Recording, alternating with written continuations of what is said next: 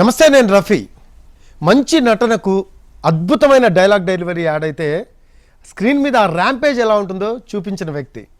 అలాగే తెలుగు ఇండస్ట్రీ మొత్తం కూడా డైలాగ్ కింగ్ అని ముద్దుగా పిలుచుకునే నటుడు. తెలుగు, తమిళ, కన్నడ ఈ 3 ఇండస్ట్రీల్లో తన డైలాగ్స్తో, నటనతో ఎంతోమంది అభిమానుల్ని సొంతం చేసుకున్న వ్యక్తి సాయి కుమార్ గారు మనతో ఉన్నారు. 50 ఏళ్ళు తన సినీ ప్రస్థానాలతో పూర్తి చేసుకున్నారు. ఆయనతో మాట్లాడదాం. నమస్తే అండి. ఫస్ట్ ఆఫ్ ఆల్ కంగ్రాట్స్, 50 ఏళ్ళు కంప్లీట్ చేసుకున్నారు. సుదీర్ఘమైన ప్రయాణం చాలా రేర్ ఉంటుంది. సో ఎలా అనిపించిందండి 50 ఏళ్ళ సుదీర్ఘ ప్రయాణం? అంటే అలసిపోలేదా అంటే ఏం చెప్తారు? ఇంకా కూడా మీరు యాక్టివ్గానే ఉన్నారు. యాక్చువల్గా ఎవ్రీ ఇయర్ బికమింగ్ యంగర్ లాగా సినిమానే ప్రపంచం, సినిమా ప్రపంచంలోనే పుట్టాను. సో స్వరం నాన్నగారు ఇచ్చింది, సంస్కారం ఇవన్నీ అమ్మ ఇచ్చింది, అనుగ్రహం ఆ కళామ తల్లిది, ముక్కోటి దేవతలది, అభిమానం మీ అందరిది. సో అలా మొదలైన ఈ సినీ ప్రస్థానం 50 ఏళ్ళు అంటే నాకే అబ్బా అనిపిస్తోంది. 1975 జనవరి 9th, అంటే షూటింగ్ 74లో చేసాం. 75 జనవరి 9th దేవుడు చేసిన పెళ్ళి, నా ఫస్ట్ ఫిలిం. నా అదృష్టం, చాలా మంచి వేషం. నా కళ్ళు పెద్దవి, అందుకని ఫస్ట్ సినిమానే గుడ్డి క్యారెక్టర్. సో బ్లైండ్ రోలు. సో యాక్టర్గా కూడా కొంచెం ఛాలెంజింగే, ఒక బ్లైండ్ రోలు, ఫస్ట్ సినిమా. ఇప్పుడు చూస్తూ ఉంటే అక్కడక్కడ తప్పులు చేశాను, చిన్న చిన్నవి. Atluri Purnachandra Rao garu producer, very big banner, Srilakshmi productions. అలాగే తాతినేని రామారావు గారు గ్రేట్ డైరెక్టర్, ఆయన డైరెక్షన్. అండ్ నా ఫస్ట్ సినిమాకే మా అన్నయ్య అనమాట సోహన్ బాబు గారు అండ్ ఎక్స్ట్రాడినరీ యాక్ట్రెస్ ఊర్వశి గ్రహీత, అవార్డు గ్రహీత Sharada garu. And wonderful casting. అందులో నాది చాలా ఇంపార్టెంట్ రోలు. సో సంక్రాంతికి రిలీజ్ అయ్యి సూపర్ హిట్ అయ్యేది. ఆ రోజుల్లో 100 days ఆడి 100 days ఆ రోజులు 100 days. ఆ సినిమాకి నేను ఫస్ట్ సినిమాకే షీల్డ్ తీసుకున్నాను, సూపర్ 100 days షీల్డ్. అండ్ ఏదో అలా వచ్చి వెళ్ళే క్యారెక్టర్ కూడా కాదు, it's a main role in the film. So అదే మీకు బూస్టప్ ఇచ్చినట్టుంది, ఎనర్జీ ఇప్పటికి కూడా ఆగకుండా వెళ్ళిపోతుంది. అక్కడ మొదలై ఈ రోజు రిలీజ్ అయిన సంక్రాంతికి వస్తున్నాం. So first of all happy Sankranti అండి. మీరు మీ కుటుంబం ఆయుర ఆరోగ్యాలతో సంతోషంగా ఉండాలని. అలాగే మీ అందరికీ కూడా సంక్రాంతి శుభాకాంక్షలు. సో సంక్రాంతి అంటే ఈ ఫెస్టివల్ అనేది చాలా ఎంతో సంతోషంగా కుటుంబంతో బాగా జరుపుకుంటారు. మీకేమన్నా మంచి మంచి గుర్తులు ఉన్నాయా దీంట్లో? ఎస్ అండి. అంటే బేసిక్గా మనకి పెద్ద పండుగ. అలాగే మేమంతా మద్రాసులో పుట్టి పెరిగాం. సో దానివల్ల పొంగల్ అన్నది అక్కడ చాలా హడావిడి అనమాట, పొంగల్. సో ఆ 3 రోజులు ఎంతో హడావిడే. 13, 14, 15 లేదా 12, 13, 14 లేదా 16 వరకు, ముఖ్యంగా అన్ని రోజులు సంక్రాంతికి విపరీతంగా. నేను బేసిక్గా ఏంటంటే అమ్మగారి దగ్గర నుంచి వచ్చిందే, మ్యాక్సిమం ఏదైనా సరే ఓ చిన్న ఫంక్షన్ అయినా ఇంట్లో the whole get together of family అనమాట. Family is my strength. So కుటుంబమే అన్న ఫీల్తో అమ్మ చిన్నప్పటి నుంచి మాకు బాగా. బట్ టేక్ ఆఫ్ టైంలో కొంచెం కష్టాల్లో పెరిగాం కాబట్టి బ్రహ్మాండంగా చేసుకునేవాళ్ళం కాదు. కానీ రాను ఇప్పుడు కూడా కొనసాగుతుంది. ఇప్పటికీ అందరం ఫెస్టివల్ అంటే కలవాల్సిందే. సో నాకు ఇంకోటి ఏంటంటే మద్రాసులో ఈ గాలిపటాలు, అంటే సంక్రాంతి అంటే గాలిపటాలు. సంక్రాంతికి నా ఫ్రెండ్ రామ్జీ అని ఉండేవాడు. మా ఇంటికి మేము తేనాపేటలో ఉండేవాళ్ళం, 3వ హౌస్ అనమాట. ఇలాగే సంక్రాంతికి గాలిపటాలు ఎగరేస్తూ 3వ అంతస్తునిచ్చి మేము కిందకి పడిపోయాం. అయ్యో, ఆ గాలిపటంతోనే డీల్ అంటారు, దాంతోపాటు వెళ్ళిపోయాం. చిన్న పిట్ట కూడా. అయ్యో. సో ఆ డీల్లో ఇద్దరం తెలియకుండా ఒకరినొకరు పట్టుకుని with the rope of the గాలిపటం ఇద్దరు కిందకు వచ్చాం. మా అదృష్టం, వాళ్ళు కింద ఏదో కన్స్ట్రక్షన్ జరుగుతోంది. ఒక పక్క ఇటుకలు ఉన్నాయి, ఒక పక్క ఏమో ఇసుక ఉంది. వచ్చి కరెక్ట్గా ఇసుకలో పడ్డాం. కానీ ఇప్పటికీ నాకు హైట్స్ అంటే భయమే, కొంచెం భయం, ఆ ఫోబియా ఏదో ఉంది. అలాగే ఆ తర్వాత నేను కొన్ని సినిమాలు చాలా హైట్లో ఫైట్స్ చేయాలి. ఆ తమిళ సినిమా ఒకటి చేశాను, తయ్యల్ కారణ్ అని. ఆ సినిమాకైతే కంటైనర్స్ మీద ఫైట్, నేను పార్థిబన్ గారు, హీరో పార్థిబన్ గారు. ఆ పైన ఎక్కంగానే నాకు మళ్ళీ అవన్నీ అనమాట బేసిక్గా గుర్తొస్తాయి కదా. సో అలాగే అంటే అక్కడ నుంచి పడినా మీరు 3 stories. అదే. సో ఆ ఎనర్జీ లెవెల్స్ ఇప్పటికీ మెయింటైన్ చేసుకుంటూ వచ్చారు. సో ఎనీహౌ ఒక డబ్బింగ్ ఆర్టిస్ట్గా, ఒక క్యారెక్టర్ ఆర్టిస్ట్గా, ఒక మంచి నటుడిగా really it's a great achievement అనుకోవచ్చు, టు బీ ఫ్రాంక్. ఎలా అనిపించిందండి ఇన్ని సంవత్సరాల కాలంలో ఇలా కొనసాగటం మీ ప్రయాణం? ఒక కళాకారుడిగా పుట్టడం వల్ల దొరికిన అదృష్టం అది. ఎందుకంటే ఎందరో గొప్ప వాళ్ళు ఉన్నారు, ఎంతో మేధావులు ఉన్నారు, ఎంతోమంది సెలబ్రిటీస్ ఉన్నారు. కానీ సినిమాకున్న ఆ క్రేజ్ అది. దానికి మూల కారణాలు మళ్ళీ అమ్మా నాన్న. అమ్మ యాక్ట్రెస్, అమ్మ తెలుగు సినిమాలు, కన్నడ సినిమాలు, తమిళ సినిమాలు చేశారు. అలాగే నాన్న ఒక మంచి రంగస్థల నటుడు, అమ్మ కూడా రంగస్థల నటి. షూటింగ్స్కి వెళ్ళేటప్పుడు అమ్మగారికి నమస్కరించి వెళ్తారని విన్నాను. అవునవును, అది బేసిక్ ఏంటంటే అమ్మా నాన్న ఫోటో మేకప్ రూమ్లో వాళ్ళిద్దరికి నమస్కారం పెట్టుకుని చిన్నప్పటి నుంచి వాళ్ళ బ్లెస్సింగ్స్ తీసుకుని వెళ్ళడం అలవాటు. వాళ్ళు ఇప్పుడు లేరు కాబట్టి వాళ్ళని చూసుకుంటూ మేకప్ వేసుకోవడం. అలాగే నాకు ఆత్మగురు అనమాట శివాజీ గణేశ్వర్ గారు, నడిగర తిలకం, తమిళ్ థెస్పియన్. సో ఆయన ఫోటో కూడా ఉంటుంది. సో అలాగా అమ్మా నాన్నతో మొదలైంది. అమ్మ మ్యారేజ్ అయిన తర్వాత టోటల్గా సినిమాలు మానేసి మా మీదే కాన్సన్ట్రేషన్ ఎక్కువైంది. సో నాన్న was a struggling actor, but he was a very good actor. మంచి ఇప్పుడు మా వాయిస్ అంతా అయిందే, నాకు కానీ, తమ్ముడు రవికి కానీ, అయ్యప్పకి కానీ, మా అందరికీ నాన్నగారి గొంతే. మీరు బాల నటుడుగా బాపు గారి మూవీస్లో చేయటం అంటే అప్పట్లోనే అసలు బాపు గారు అంటేనే అదొక ఇది ఉంటుంది. సో ఆయనతో పాటు చేయటం అంటే ఎలా ఉంది మీకు ఎక్స్పీరియన్స్? బేసిక్గా ఏమైందంటే దేవుడు చేసిన పెళ్ళి అయిపోయింది. నాకేంటంటే 1972, 1973, 1974, 75 ఈ 4 ఇయర్స్ చాలా ఇంపార్టెంట్ ఇయర్స్. అన్ని 50 ఏళ్ల ప్రస్థానం లాంటిదే. 72లో నా రంగస్థల ప్రవేశం. నేను దుర్యోధనుడిగా రాజుబాబు గారి బర్త్డేకి మద్రాసు వాణిమహల్లో అక్టోబర్ 20 నేను ఫస్ట్ పెర్ఫార్మెన్స్. నా అదృష్టం ఎస్వి రంగారావు గారు నన్ను ఆశీర్వదించారు.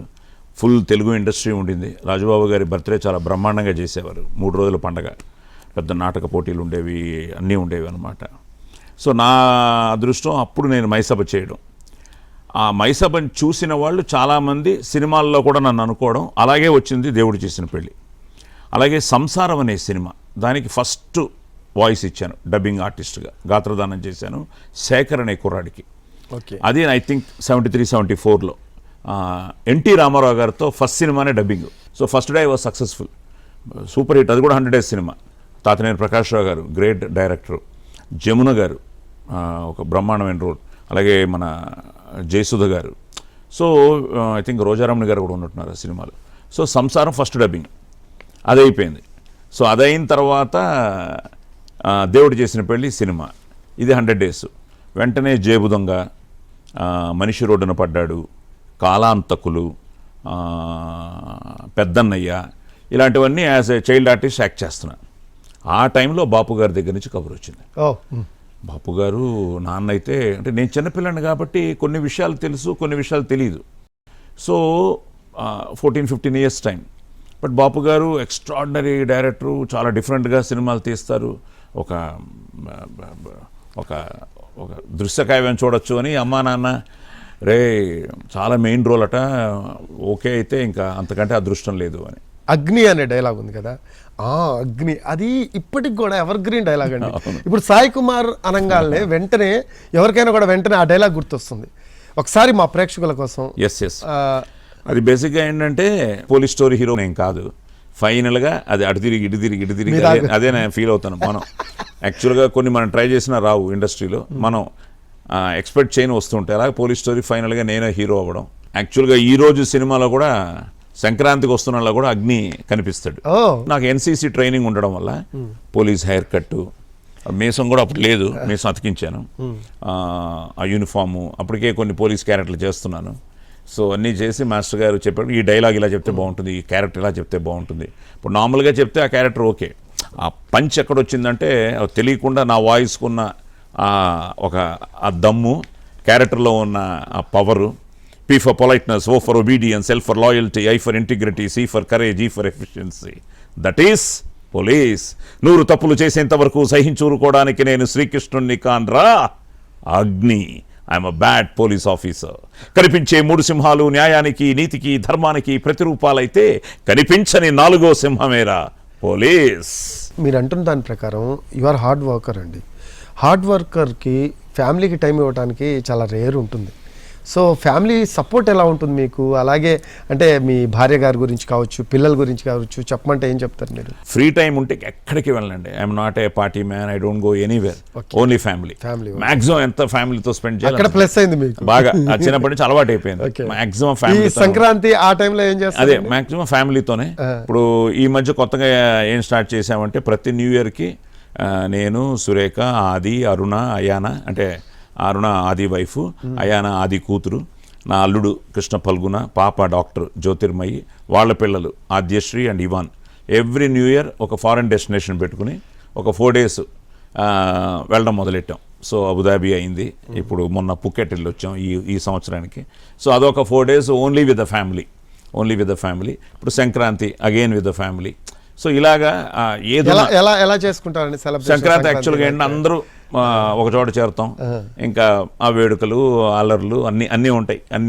దీపావళి అయితే మరీ దీపావళి నాకు చిన్నప్పుడు పక్కింట్లో టపాకాయలు కాలుస్తూ ఉంటే మనం ఎప్పుడైనా ఇలా కాలుస్తామా అన్న రోజుల నుంచి మొదలయ్యి ఈరోజు మన ఇంటి ముందు 10,000 వాలాలు, 1000 షార్ట్స్ ఇవన్నీ పెడుతున్నప్పుడు మినిమం ఒక 50 మంది నుంచి 100 మంది చేరతాం దీపావళికి అంతా.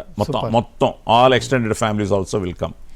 మామూలు ఫెస్టివల్స్ మన ఫ్యామిలీ వరకు మేము 25 మంది ఉన్నాం. ఆ 25 మంది ఇక్కడ కలుస్తూ ఉంటాం. టాప్ 10 మూవీస్ సాయి కుమార్వి ఏవి అంటే ఏం చెప్తారు మీరు? అంటే బేసిక్గా ఒక విధంగా నా ఫస్ట్ సినిమా ఎలాగో మర్చిపోలేను, దేవుడు చేసిన పెళ్ళి, స్నేహం, బాపు గారి స్నేహం. మళ్ళీ నాకు బ్రేక్ ఇచ్చిన ఫిలిం అన్నయ్య film challenge is a very good film. అలాగే నన్ను ఒక నటుడిగా అందరూ నా పక్కన గ్రేట్ యాక్టర్స్ యాక్ట్ చేసిన సినిమా కలికాలం. సో కలికాలమే నన్ను కన్నడకు కూడా ఇంట్రడ్యూస్ చేసింది. సో కలికాలం. అలాగే ఈ మధ్యకాలంలో మంచి సినిమాలు ఉన్నాయి, కానీ అమ్మ రాజీనామా అని దాసనారాయణ గారి సినిమా, అది చాలా మంచి సినిమా, అమ్మ రాజీనామా. అలాగే సామాన్యుడు నాకు ఫస్ట్ నంది అవార్డు, నాకు ఫస్ట్ ఫిల్మ్ఫేర్ అవార్డు. అలాగే ప్రస్థానం మళ్ళీ నంది, ఫిల్మ్ఫేర్. ప్రస్థానానికి I miss the national award. అలాగే నా లైఫ్లో ఇంకా ఎవర్ గ్రీన్ సాంగ్ అది, అండ్ కృష్ణవంశీ అంతఃపురం. సో బ్రహ్మాండమైన అస్సలేం గుర్తుకు రాదు సూపర్ సాంగ్. ప్రేక్షకుల కోసం ఒక్కసారి అస్సలేం గుర్తుకు రాదు నా కన్నుల ముందు నువ్వు ఉండగా అంటాడు.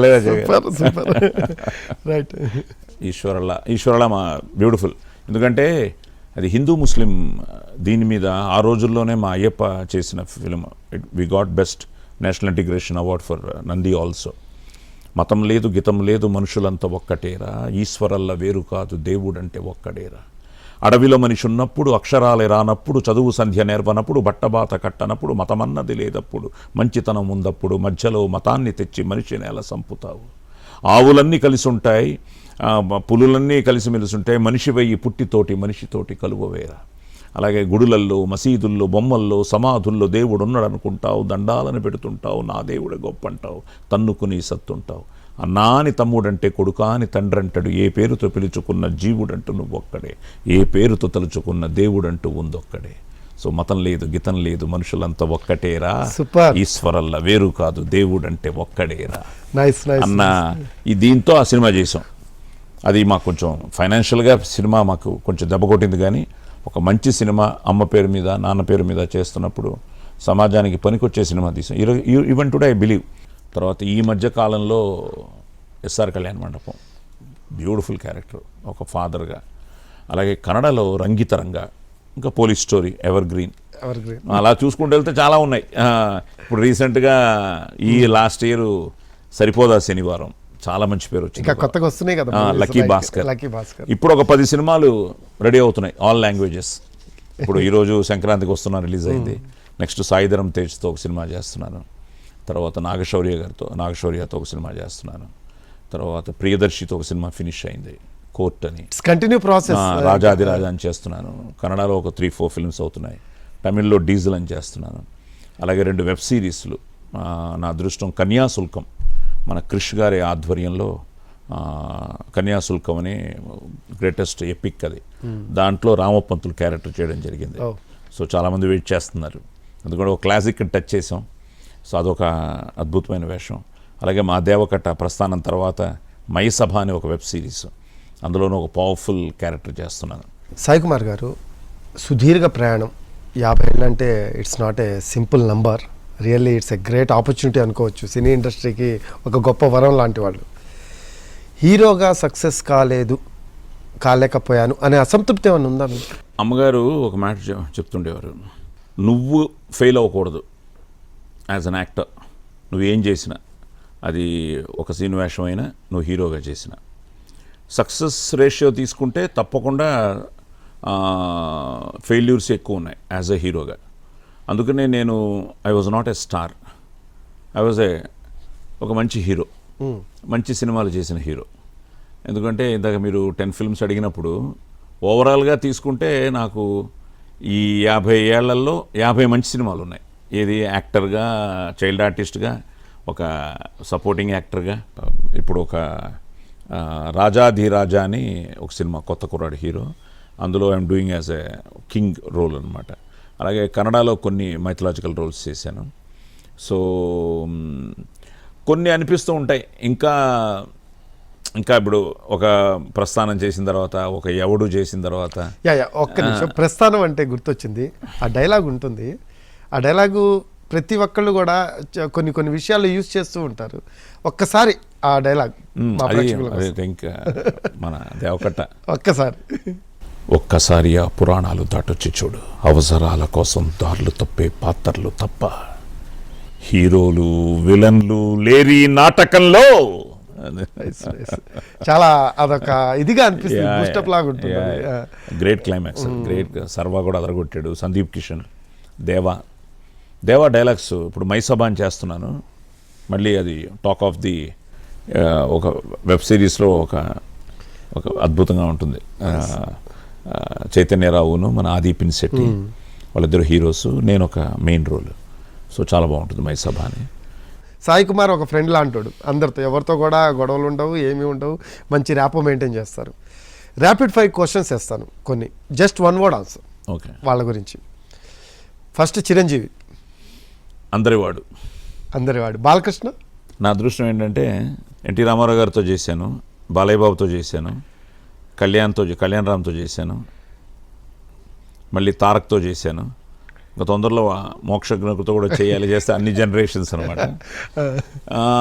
బాలయ్య బాబు అన్స్టాపబుల్, నాగార్జున, మన్మధుడు, మహేష్ బాబు, నా Maharshi, Venkatesh, Victory, Pawan Kalyan, People Star, అలాగే అల్లు అర్జున్, తగ్గేదేలే, పుష్ప,